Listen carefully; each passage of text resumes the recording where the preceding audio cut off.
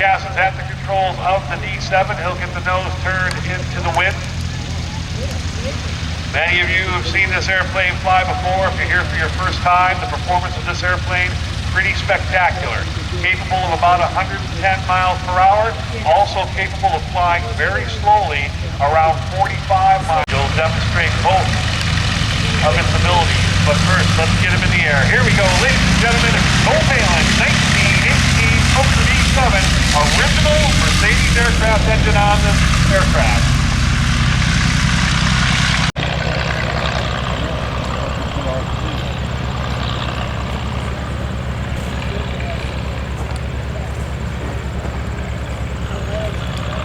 On the exhaust side now as he gets turned around. Listen for the music of that engine. Boy, it does sound nice. 1918 it was manufactured.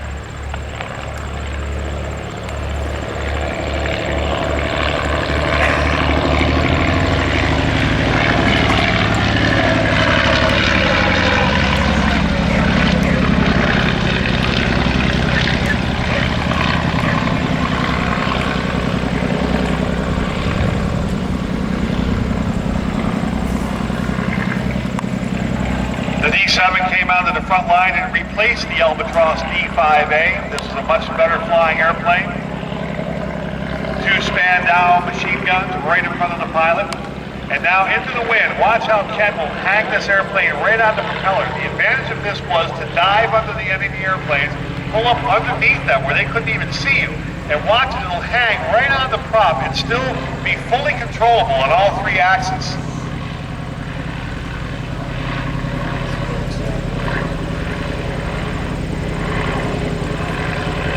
Airspeed range in this airplane, pretty incredible, from 45 miles per hour up to about 115 miles per hour wide open.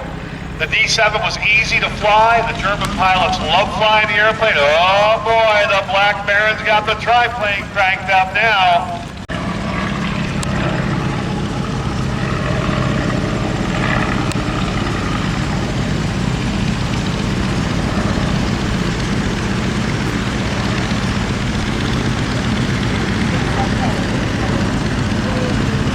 Ken will put the smoke on and trace the D7 as he takes it up and over the top.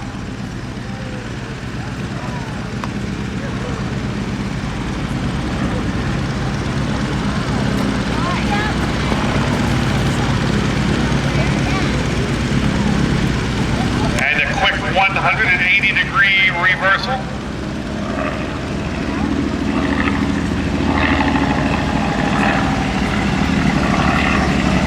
And now he'll pull it straight up, lead off the airspeed, kick that rudder, reverse another.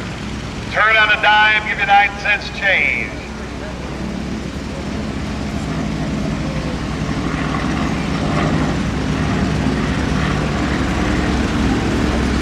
This is the best water we've got.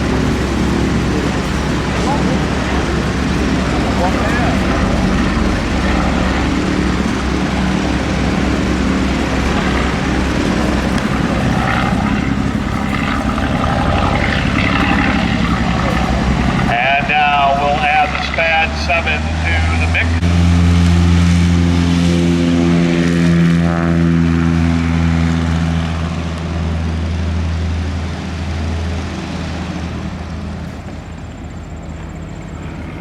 And now the Baron calls for chocks away. The Fokker DR1 triplane taxiing to the south end.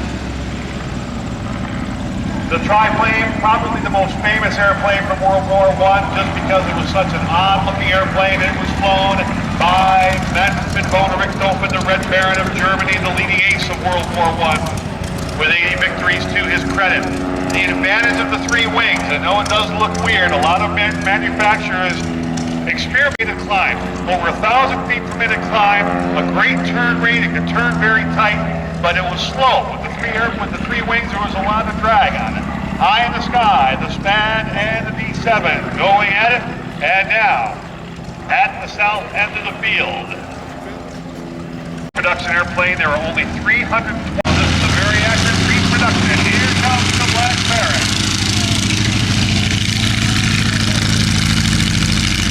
Away he goes.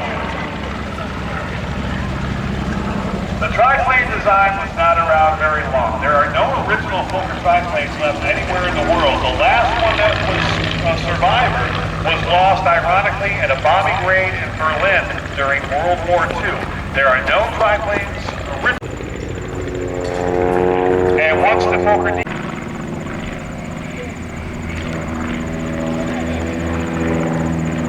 early right onto the tail. These two airplanes, hey, to your left, ladies and gentlemen, get your cameras ready. Uh-oh, that aircraft fire going up to the boys. They almost got the bear with that one. Oh boy, that could have been trouble. And now the Baron cuts in tight, and the SPAD gets on the tail of the triplane now. Aerodrome ground crew, D7 returning. Who will emerge victorious today? From your right, the Fokker D7 on final approach.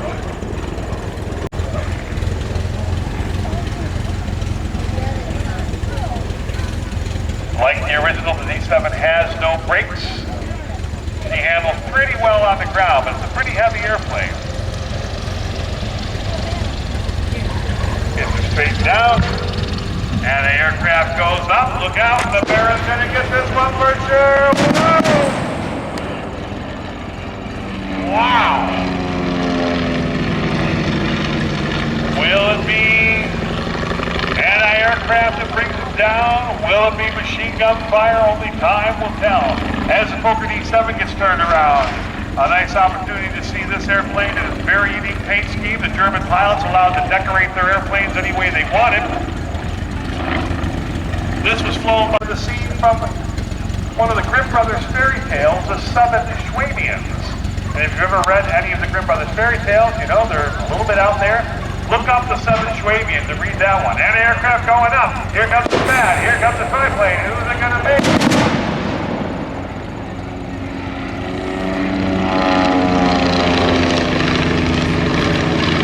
Either pilot able to get the upper handle. Mark the Loughberry Circle. The SPAD heads to the south end of the field, the north end of the field. And here they the dreaded head-on pass. A game of chicken, if you will. Here comes the SPAD from the right. Here comes the Baron from the left. Closing in. Who's it gonna be?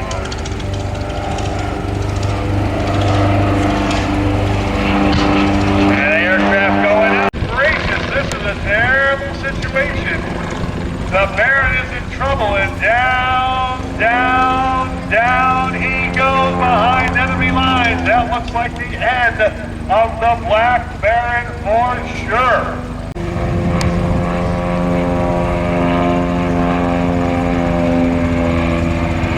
I think the Baron is out of commission on that one for sure.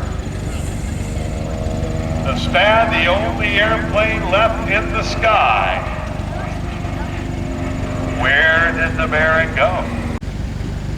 Whoever it is, they did a fine job. Here comes the SPAD.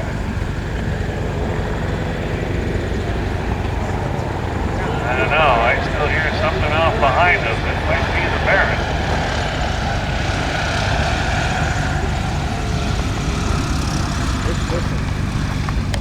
SPAD. Wait a minute, to your left, ladies and gentlemen, the Baron returns, a scraping run on the SPAD. He's not done yet.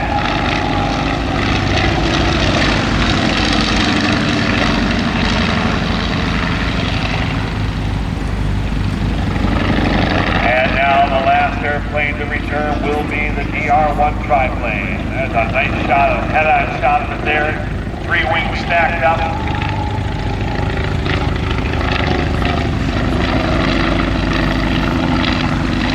That triplane can climb at about 1,000 feet a minute.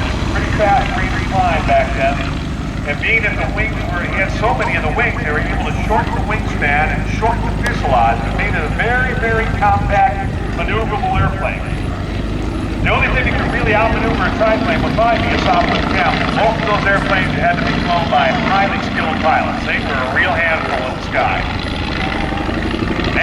ground. Getting these airplanes back on the ground can sometimes be tough too, but today looks pretty good. Wind right on the nose. Very tight turning radius the triplane has.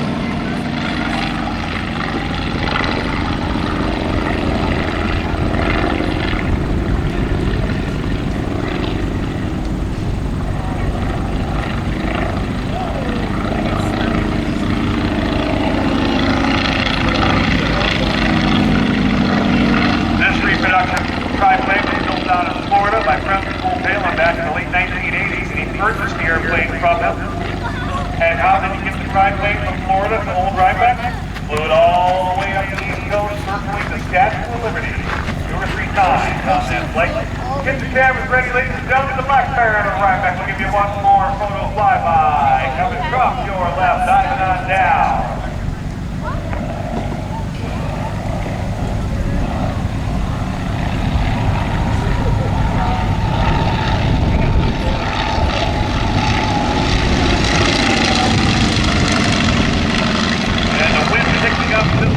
Right now, as long as it stays right down the runway, it will be the kind of wind the Baron likes to land into. The problem with landing the triplane is that there's not much directional control once the airspeed bleeds off. That middle wing tends to block out a little bit more of the airflow.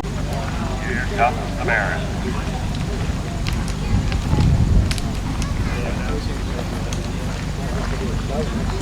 The Flying Venetian Blind, they nicknamed it. Pretty neat head-on view of that, isn't it? Very strange looking. Let's see how he's going to do today. Got a nice approach set up. He'll get that airspeed let off as much as he can. Let that tail settle in. Working the runner. Follow where we like to see it right there. The Baron making a beautiful landing with the Fokker triplane. As he gets turned around.